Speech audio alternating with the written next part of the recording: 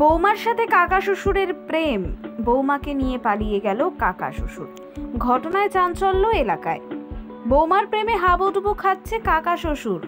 ঘটনাটি গোলেনাওহাটি গ্রামের। জানা যায়, দুদিন আগে বৌমা এবং কাকা শ্বশুর দুজনেই বাড়ি থেকে পালিয়ে যান। বৌমা এবং শ্বশুরের পাশাপাশি বসবাস। বৌমার ঘরের জানালা খুললেই কাকা শ্বশুরের সঙ্গে সাক্ষাৎ হয়। চলে দীর্ঘদিন ধরে প্রেম। কথায় বলে না, প্রেম মানে না কোনো বাধা। শ্বশুর হোক বা অন্য কেউ, ভালোবাসলেই ভালোবাসার মতোই ভালোবাসতে হয়।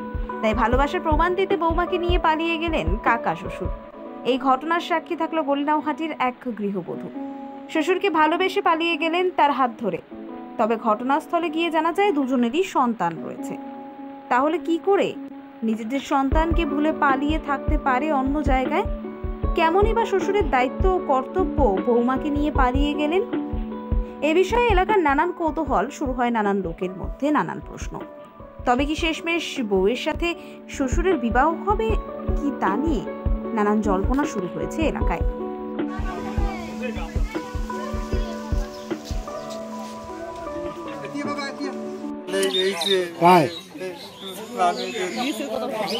বৌধরে বাড়ি গেল, আপনি জানেন না কোনো কিছু? আমি কিছু জানি না। আমি সারাদিন টুটু চালাই আর পয়সা কামাই করি, আমার বউ দেই।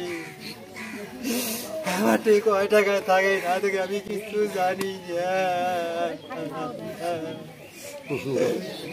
কতগুলো টাকা নিয়ে চলে গেছে? 30,000 টাকা, 90,000 টাকা। ওটাও টাকা দেখো নাই। আর সোনা গয়না কি নিয়ে গেছে? সোনার কানে দুল হয়েছিল, হাতের গালা মালা আসছিল, ওটাও গিরি দিয়েছে, ওটাও সব দড়ি চলে গেছে। বাচ্চা কয়টা? বাচ্চা 2টি। এগুলো হয়? এটা ছোট বাচ্চা। তো এখন আপনি কি চান? আমি এইটা বিশেষ চাই। আচ্ছা,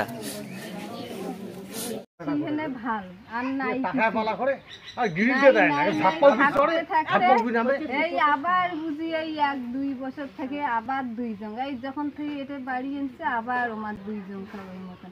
মুরগেল সব সময় চোখ দিয়ে থাক আর কয়ায় থাক।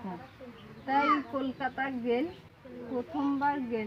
আর যখনই আরো বেল অন্য অন্য বেশ সব ফোন করে, কিন্তু ওই মতন না করা। যখনই এর সাথে আর কথা হয় তখন মোর সাথে সেই অত্যাচার করে বাড়ির সব সময়।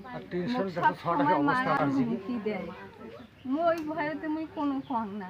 আগের বার কলকাতা থেকে ভোটের সময় যে আসি এনে দেখো 2 জনকার এই শহীদুলের মোবাইলে কি পাঠায়। শহীদুলের তো পড়াশুনে নাই, ওই উল্লে পায় না। বউকেও ওই মোবাইল থেকে মেসেজ পাঠায়, ইয়েও করে, সময় পাইলে ফোন করে।